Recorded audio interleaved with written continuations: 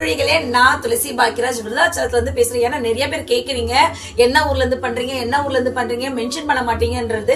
அதனால இந்த வீடியோல நான் வந்து விருதாச்சலம் எங்க இருக்குன்னு நிறைய பேர் கேட்பீங்க. கடலூர் மாவட்டத்துல விருதாச்சலம் தான் இருக்கு. ஓகேங்களா? சோ பாத்தீங்கன்னா நம்ம கிளைண்ட் ஒருத்தவங்க வந்திருக்காங்க. இயர்லோபிங்னா இந்த காது ஓட்ட பெருசா இருக்கு பாத்தீங்களா, ஹோல்ஸ், அதை க்ளோஸ் பண்றதுதான்.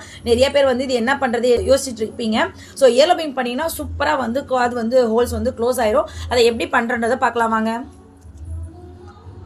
ஸோ லோஷன் இருக்குது, அந்த லோஷனை எடுத்து நம்ம நல்லா டபுள் சைடு வந்து நல்லா அப்ளை பண்ணணும். கொஞ்சம் ஒரு சின்ன எரிச்சலாக இருக்கும், தாங்கக்கூட வலி தான். பாருங்கள், லோஷன் அப்ளை பண்ணும் போதே உங்களுக்கு வந்து அந்த இயர் வந்து க்ளோஸ் ஆகுது தெரியும். பாருங்கள், நல்லா front and back double side வந்து நல்லா லோஷன் வந்து நம்ம அப்ளை பண்ணி விட்டுறணும். இப்போ இயர்லோபிங் பண்ணிட்டு நம்ம டேப் பண்ணிட்டோம்.